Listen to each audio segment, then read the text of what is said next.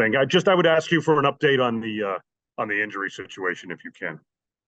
Right. So I'll go through them one at a time. Taylor Rapp, tests were negative. He's Dane Jackson, Taron Johnson, both in concussion protocol. Micah Hyde, day-to-day with the neck stinger, as well as Cam Lewis. And then Dawson Knox is eligible to return to practice this week. He doesn't appear at this point ready to do so. So that's where we're at on that. You kind of cut out there just for a second on Taylor Rapp. Can you elaborate kind of on where he's at? I think a lot of people would be concerned about that.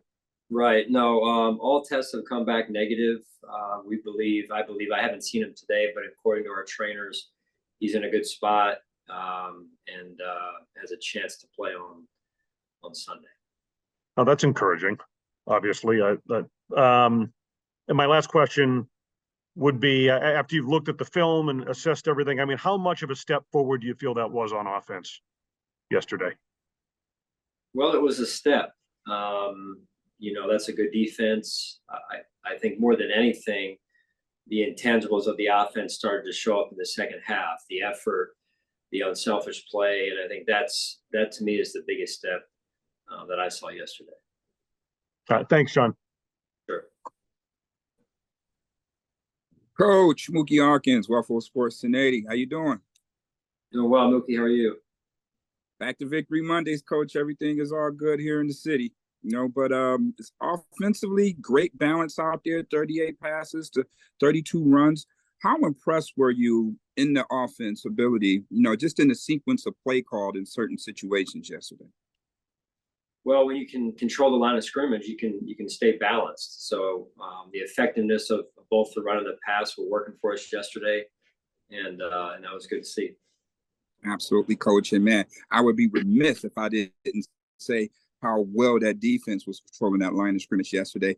Third downs, a Krispy Kreme, no glaze, 0 for 11 on defense, Derek, Coach. The first time since 1987 the Bills defense did that. What is your reaction to that? Well, just credit the players and the staff. They put together a good game plan. The players executed, played physical. So that was fun to watch for sure. Yeah. Absolutely, Coach. Great way to get back on track. See you on Wednesday. All right, sounds good. Hey, Sean, John Worrell. Hey, John. Congrats on the win. I don't need to remind you, but you're heading home to Philly, and any thoughts on that? Yeah, my home is here in Buffalo. I appreciate that, John, but I live here in Buffalo, so that's where my family is, and my mom, my dad, my brother, and his family, but home is in Buffalo for us. I appreciate that answer. Any thoughts of going back to Philadelphia where you used to coach? You've got a lot of memories. Certainly do. It was my first job in the NFL and place I was at for 12 years plus. And, I've learned a lot. I learned a lot in my time there, mostly under Andy Reid, and it was a great experience. Finally, fortunately, you've got a bye week coming up after the Philly game. I know you're not looking ahead to that, but just the grueling stretch how important was it to have that performance against the Jets going into what is considered the most grueling stretch of your schedule in facing Philly, Kansas City, and then Dallas? Yeah, we just play them one at a time as they come up on our schedule. So it's really about us continuing to evolve as a football team. Thanks, Sean. Sure, John. Hey, Sean. I know we already talked some last night and a little today about Joe Brady, but just what do you think is the biggest difference for this week? I know this is a question for him too, but now that he has a little more time, how much do you anticipate the offense changing either way? Well, I just think it's more the evolution of an offense week to week. It's not about having extra time necessarily, Catherine, and then this wholesale change. It's just about us continuing to evolve and improve as a football team, in this case, as an offense. And then just I know you mentioned Dawson might still be out for a while. What have you seen over Dalton Kincaid? We've talked about him a lot, but just what stands out to you the most about what he's done over this stretch without Dawson? Mature beyond his years. And Dawson has really had a think, a profound impact on Dalton by sharing his wisdom, his experience. He supported Dalton. And then obviously Coach Forrest has done a nice job as well there in terms of bringing Dalton along. So I just think Dalton is a young man that takes his job extremely professional, in a professional manner, I should say. And he prepares, and then you see the results on the field. Thanks.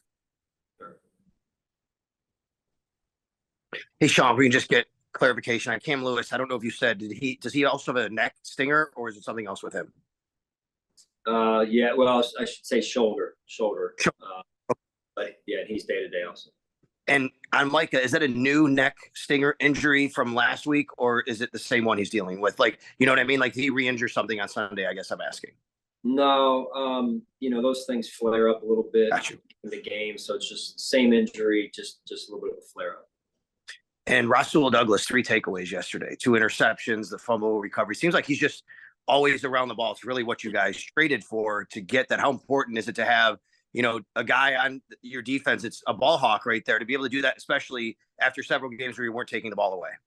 Yep. No, taking the ball away is critical, right? And when you have players that can do that have ball skills and have those instincts, it's important for us. We've had that before, and here are different places I've been, and that's a nice tool to have. Everybody talked about yesterday's the opening kickoff and Reggie, and what a great energetic boost it was.